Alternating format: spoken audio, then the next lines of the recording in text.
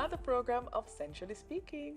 Centrally Speaking is a program that opens up the conversation around important matters of economics and finance, matters of national importance that have an impact on your life. I'm Sheena. And I'm Anna. And we're sending a special shout out to those fans of the show who watch every week. And welcome to those of you who are tuning in for the very first time. You're lucky to the last show for the season. But we're still happy that you're here. And I hope you've been enjoying all that the season has had to offer, meaning June plum. And you're eating your fruits and your vegetables, you're keeping hydrated. But it's also hurricane season, Anna. Yeah, eat pear, right? Yeah. Yeah, Right. hurricane seasons? Yeah, you always have to go with food, Yeah, right? man, of course. And as a June plum also. Yes. So, of course, ensuring that you have all your relevant stocks and supplies just in the event of a hurricane. Just in case. Yes, and remember, keep smiling. Smiling keeps you young. You know that? As usual, we have an interesting show lined up for you today. We have Major Keron Burrell, Executive Director of the Financial Services Commission, and he will be our very special guest. But before we start our conversation with Major Burrell, you know, we got to do this. We got to check in with the streets.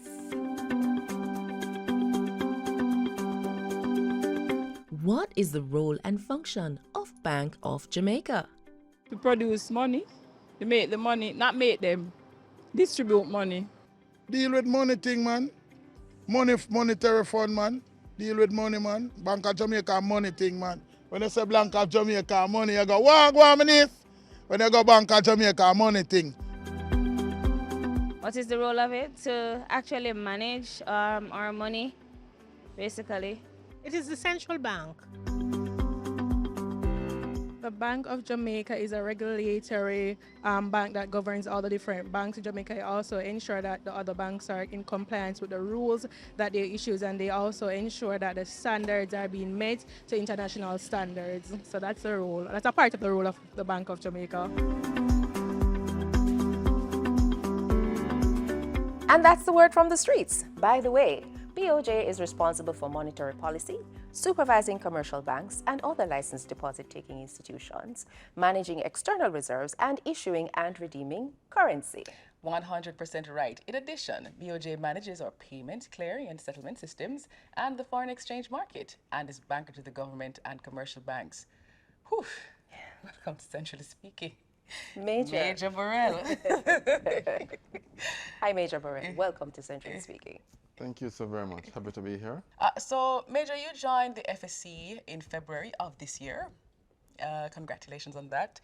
Can you tell us a little bit about the role, your role, some more about your role, and what you bring to the FSC?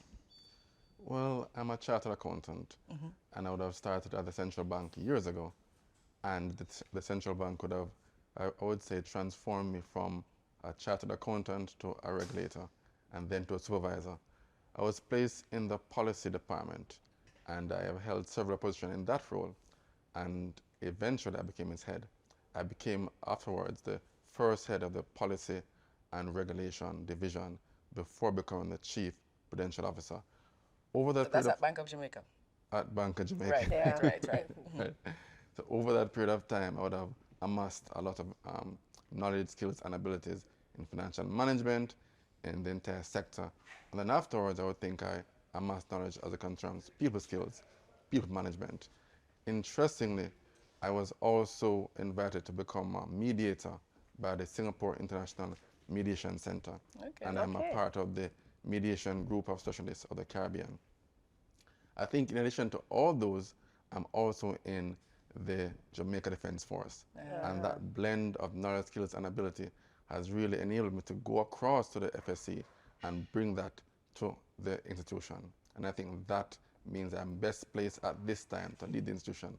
Now that we're on the note of the FSC, what are the roles and responsibilities of the Financial Services Commission? The FSC started in 2001, in August 2001, after the events of the crisis of the 90s. Right. At that time, our mandate, which still is, to supervise, regulate, and investigate certain institutions and individuals, to include insurance companies, life and general, securities, pensions, private pensions, and eventually, well, certainly in this year, the trust and corporate services providers. Okay. I think in addition to those, we also regulate individuals, those who are involved in pension administrators, trustees, investment advisors, and financial advisors, to name a few. The institution, I think, I would say, is the role of a gatekeeper. Okay. And in that role, we do several things as our mandate is wide-ranging. We ensure the safety and soundness of the financial institutions I just stated, and we ensure, of course, that we support financial stability. In addition, though, we also adhere to standards as it concerns poker and ensure that our institutions are adhering to those standards. We therefore do risk-based assessments as it concerns poker, but also prudential assessments. And in that way, we take a certain number of reports on an ongoing basis and ensure that these institutions are safe and sound, and importantly, are not being used as conduits for financial crime. So in your response, you mentioned two terms, poker and prudential. What does prudential mean in the context of the FSC, and what does poker stands for? I would say think of the word prudent, Yes. prudential. Right. So if you're prudent, you act in a manner that is safe and sound. So we take a lot of information from these institutions to ensure that their capital and liquidity are at levels that we consider safe. And I guess you'll ask me what is liquidity as well. Liquidity, and the reason why we take it seriously. Think about your salary. Yeah. At the end of the month, Take it seriously. how do you feel in terms of cash? You have a lot of cash, but at the end of the month, before payday, you would not have a lot of cash. Now, you need to manage, however, your cash throughout the month to ensure that you can pay your expenses. It's the same for an insurance company, a securities dealer. So we take the issue of that very seriously. As it concerns, I think you asked for safe and soundness? No, and ask what poker stands for. What does poker stand for? Proceeds of Crime Act. Right. Which institutions? You mentioned the categories, but I mean, do you want to drill down into the types of institutions? Which institutions does the FSC supervise? Well, I'll tell you the institutions, and I'll also tell you the individuals. So you have insurance, which is life and general, securities dealers, you have private pensions, and you also have recently trust and corporate services providers. Okay. In terms of individuals, you have financial advisors, investment advisors, pension administrators, and trustees. Okay. So I take it that these persons have a license. So now you'll tell me how the commission is structured to support the mandate of supervising those individuals and institutions. Well, at the helm of our institution stands our board of commissioners. Right. They're really responsible for the strategic vision of the institution and also the day-to-day management of the institution. However, because they're a board, they delegate that to me, the ED, and I am supported by my management team.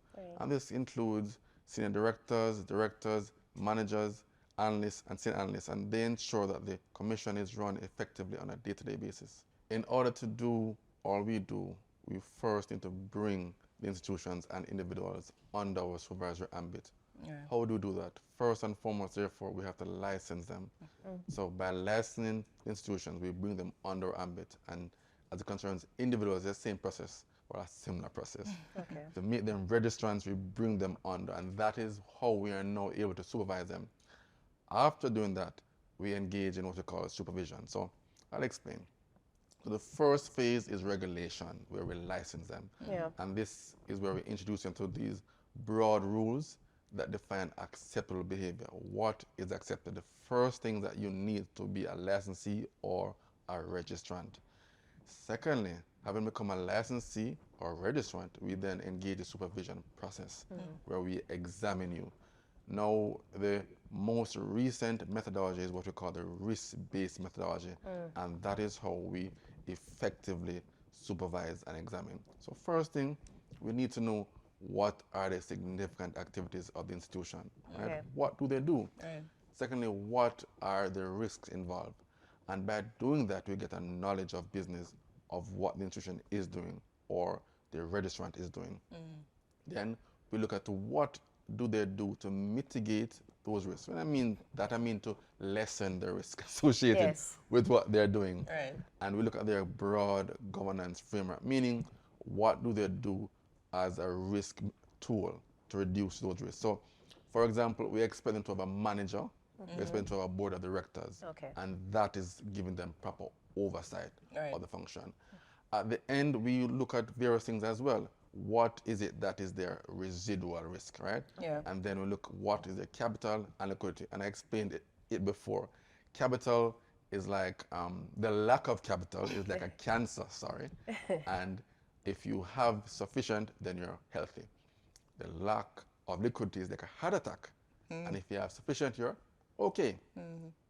And we have to look at as well using the institutions for financial crime.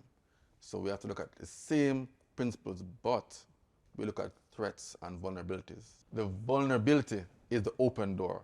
The threat is a thief outside. Okay. I like that. And I don't leave the door open because the threats are going to come in. Vulnerable. Yeah, you're very vulnerable. So we want to ensure for institutions that there are no open doors, right? To ensure that they have policies and procedures. And therefore also on the threat side, we try to ensure that through their various mechanisms, those threats are reduced. So the customer who wants to use them as a financial crime conduit then is reduced. When we look at all these factors now, we also look at the various reports we get from them, prudential and otherwise. Prudential means the reports we want on an ongoing basis, so that it's daily, weekly, monthly, quarterly. There are other reports as well that concerns audit reports. That's not from us, but we want to see what the auditors are saying. We look at all these various information and then we go into our toolkit and say, okay, what is it that they're doing? Are they breaching any objectives, any rules, any guidelines? If they are, we take measures, whether it's cancellation, suspension, or otherwise. Okay. So I think broadly, that is how we regulate and supervise, and that is our role. Centrally speaking, we'll be right back.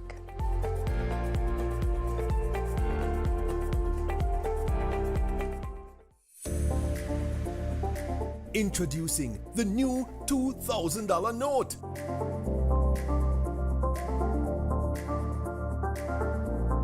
The new $2,000 note was created to help bridge the gap between the $1,000 and $5,000 notes. With the introduction of the $2,000 note alongside the $1,000 and $5,000 notes, fewer notes will be required to settle transactions. For example, instead of using 4 $1,000 notes to settle a transaction of $4,000, an individual could use just 2 notes, a combination of 2 of the new $2,000 notes. This substitution effect will lead to less reliance on the heavily demanded $1,000 bill, as well as generate cost savings for the bank over time.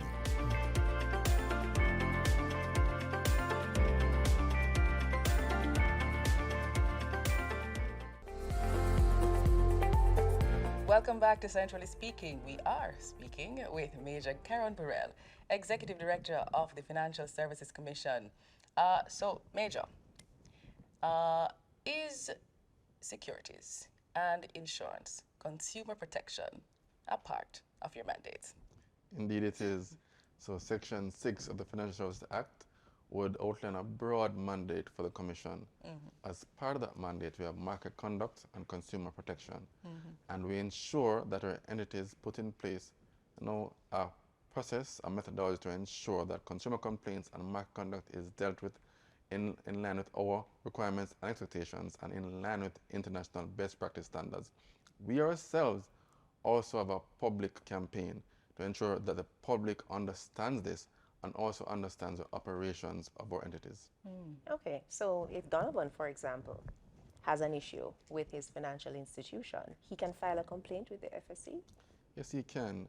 We have a process at FSC to concern that.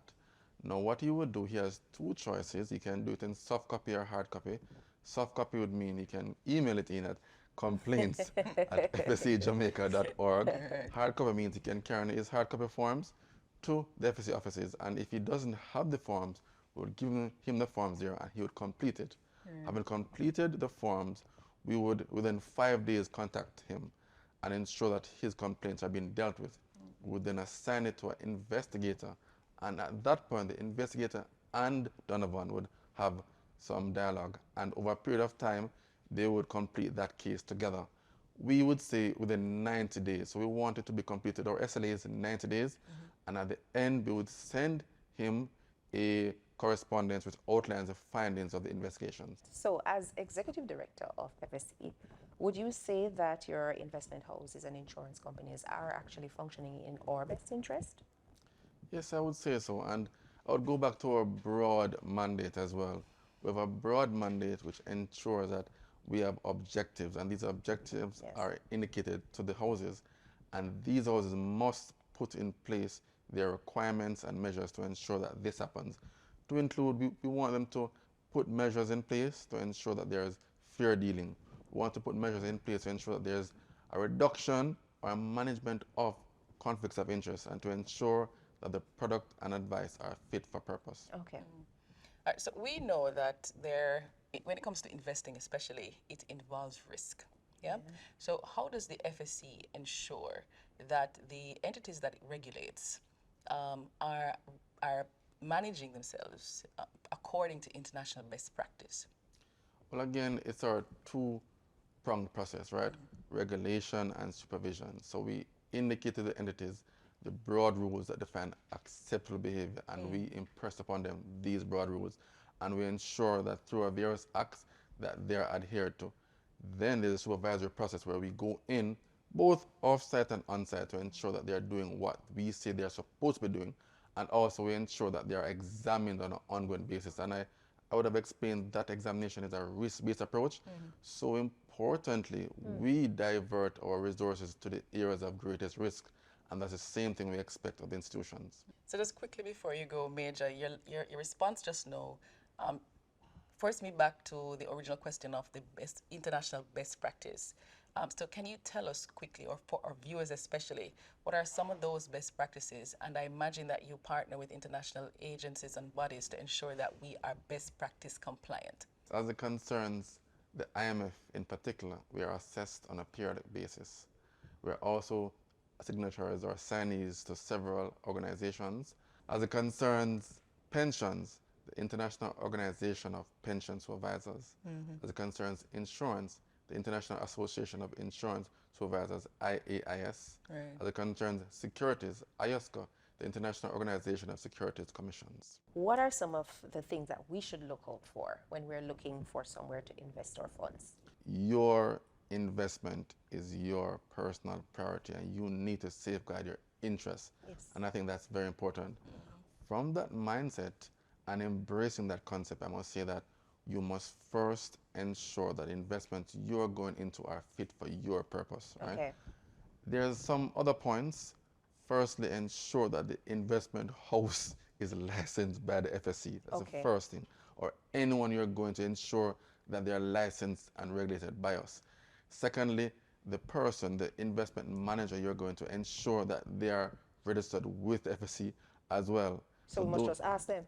Well, you can ask them, and that's one. You can also go on the website, that's two. And three, you can also call us, email us, and we'll confirm. And that's very important. The next thing, look at the fees that they're giving you. Look at the fees that they are offering. Compare the fees with others. And that will give you a good idea as to whether the fees are exorbitant or not. Thirdly, look at the risk and rewards. Many persons only look at the rewards, the returns. Look at the risk. Guilty. And then ask the individual, ask the company, ask the investment manager, what are the risks? How can we work together to ameliorate these risks? And that's very important. Lastly, and I think very importantly, you must check up on your statements, check up on your balances, and ensure that these are coming from the company and not just from an arbitral, not just from an individual in the entity. So you must get it directly from the entity and not from a particular manager or relationship manager. So you need to take your interests into your own hands and protect it. Thank you so much, Major Keron Burrell, Executive Director of the FSC. He spoke to us today on Centrally Speaking, helping us to understand some more about the Financial Services Commission.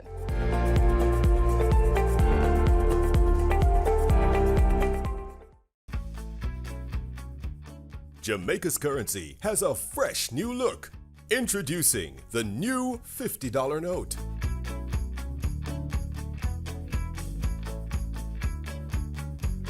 The new $100 note. The new $500 note. The new $1,000 note. The new $2,000 note. The new $5,000 note. Jamaica's new banknotes, modern, more secure, and made to last.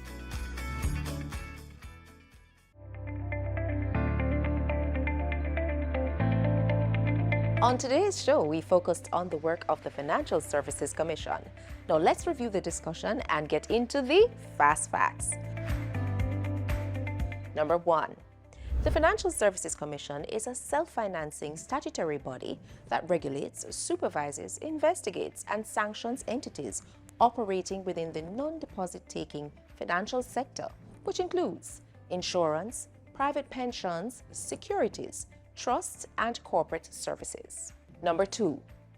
The role of the Board of Commissioners is to provide oversight to the strategic vision and operations of the Financial Services Commission, supported by the Executive Director. Number 3. The FSC, as a gatekeeper, supervises institutions and utilizes a risk-based methodology to assess threats faced by licensees, mitigate risks, and detect breaches and deficiencies in the operations of its licensees and registrants. Number 4. The FSC is a signatory to several international bodies, such as the International Organization of Pension Supervisors, that's IOPS, the International Association of Insurance Supervisors, that's IAIS, and International Organization of Securities Commissions, IOSCO. The IMF assesses the effectiveness of the supervisor and the compliance of the sector with these international standards. And number 5, where a member of the public should have an issue with an entity or an individual that operates within the non-deposit taking sector, he or she may lodge a complaint with the FSC, and thereafter the Commission will take the necessary steps to investigate and provide closure on the matter. And that's it for our Fast Facts. So, that's it for our program this week and for Season 5. Can you imagine? Season 5 has come to a close already, but we can't leave just yet. We have to say a few thank yous, you know? Like, thanks to the staff and the team at Bank of Jamaica that keeps Centrally speaking. And of course, thank you for the viewers who tune in every week. And even if it's your first time, thank you ever so much. All right, big up the production crew. You know yourselves, guys.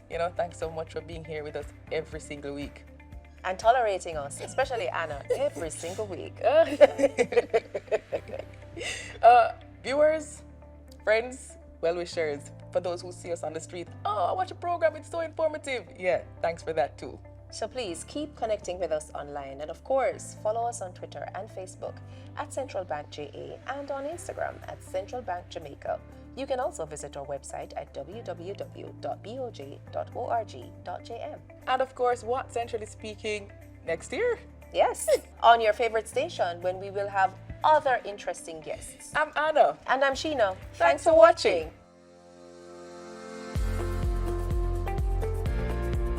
Centrally Speaking is a production of Bank of Jamaica.